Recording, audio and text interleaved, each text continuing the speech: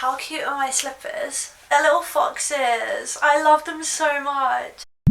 Hey guys, it's Yasmin. Welcome back to my channel. I hope you're having a really good day. I am just chilling. It's like a Sunday afternoon. I'm in like my really baggy hoodie. I'm really comfortable and I thought why not sit down with you guys and do a little story time on my channel because I've never done a story time video and they are actually one of my favourite videos to watch on YouTube. Before I get into the story time, if you are new here, please do subscribe. I'd love for you to join my little YouTube family. And also, I'd love your help knowing what videos you want to see next from me because I'm loving making videos at the minute and I really want to make videos that you guys want to see. So please leave me some video suggestions down in the comments below, and if I do pick your video, I will give you a shout out in that video. So without further ado, let's get into the story time. So my story starts when I was about 16/17 years old, and if you did see my reacting to my old YouTube videos video, this story happened at about the same time that I'd just started my YouTube channel. So I was learning dances from videos. I was really inspired by Wildebeest and Day and Tubik, who were really big choreographers on YouTube at the time. I would learn their routines from their videos and I would film myself doing them and then I would post them to YouTube. By doing this, I was growing a bit of a following on my YouTube channel and on my Twitter, but I hadn't actually taken a dance class in about 2 years. I was training gymnastics for about 20 hours a week or something ridiculous like that, but I hadn't taken dance class for a couple years. If you are dancers, then you probably know that like learning choreography from a video is a totally different thing to like learning choreography from a dance class, because the classes are about an hour long and you only really have about half an hour, 45 minutes to learn a 45-second routine normally. So yeah, me learning choreography at my own pace from YouTube videos was definitely not the same thing as learning choreography in those actual classes. But anyway, I was loving learning dance routines, I was loving posting YouTube videos, and gaining a bit of a following really did help me to like boost my confidence, and it made me really want to get back into dance again and start taking it a bit more seriously. So at the time I was actively keeping my eyes open for like any dance opportunities, any dance auditions that I could see, and I did actually come across a dance audition on Twitter. So the audition post basically stated that it was an open call at Pineapple Dance Studios, which is one of my favourite dance studios. I knew of it, it's in central London, so I knew that I could easily get there. I read the post, obviously it had a date, it said to bring a resume and a headshot with you, and it also said who the audition was for. Now the audition was to dance backup for Jason Derulo at his Mobile Awards performance. Now obviously I saw that and I was like, oh my gosh, like an opportunity to dance backup for Jason Derulo on live TV, like what? Like yes, I really want to go. So I remember I asked my mom if I could go to this audition because I was only like 16-17 at the time and I wasn't very independent at all at that age. I didn't really go to central London by myself. I didn't even like getting the bus by myself, like that's how unindependent I was at that age. He basically said you can go as long as you take a friend with you. So I asked one of my close friends if she would come with me and she said yes, and on the day we met and we went to this audition and I had my resume and my headshot, but I wish I had a picture of like the headshot that I use now because it was the most embarrassing picture ever.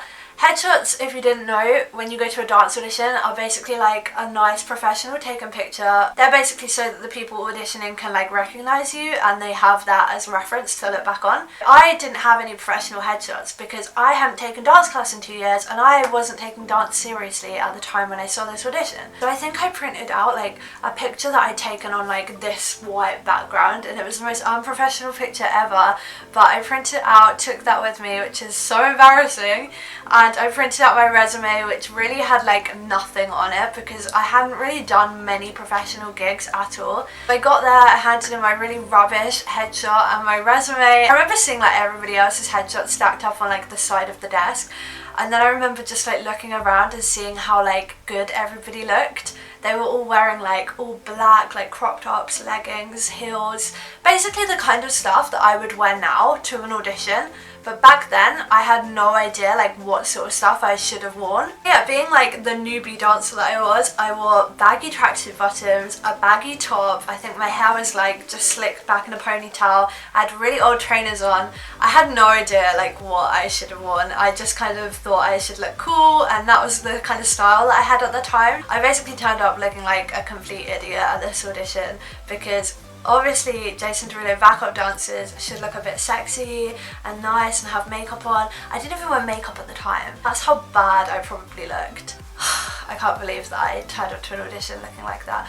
But I actually think that the age that you were supposed to be was probably like over 18, and I was definitely not over 18, but I just think they didn't check because I was allowed to audition. I would have looked like an idiot now looking back at it if I was dancing back up for Jason Derulo, because I looked so young at the time, like it just was not the gig for me. Anyway, I didn't really lose confidence like seeing everybody else. I was still very confident that I was going to kill it, which is really good because the dance industry can be like so intimidating. I don't know if any of you guys have ever like seen a dance audition, or even if you just watched films like Fame and stuff like that, you can kind of see how intimidating the dance industry, and I guess the performing industry as a whole, is quite intimidating.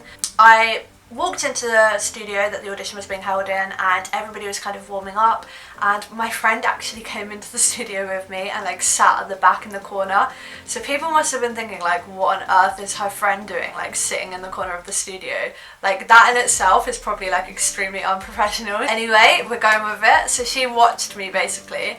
Yeah, everyone was warming up, so that wasn't intimidating to me because, you know, I whacked out my splits, some stretches. I wanted to show everybody that I was flexible. A little bit of showing off, intimidating the competition. That's what you do in an audition. The choreographer came in. He's quite well known. He taught the routine very, very quickly, and it was so packed. I remember like not even being able to see what he was doing. I was kind of having to copy off of other dancers to kind of figure out what the moves were. I picked it up okay. I feel like I learned it so much better when I went home and practiced it, but I feel like that's just because I hadn't taken a dance class in so long. I was not used to learning a full choreographed routine and then performing it straight away, because I was just used to learning off of videos and in my own time. I think I did okay considering I hadn't taken a class in 2 years, but I feel like learning choreography is one of those things that you just like, you're trained from a young age. Obviously I was trained from a kid to like pick up choreography and stuff like that, so I feel like that wasn't my downfall.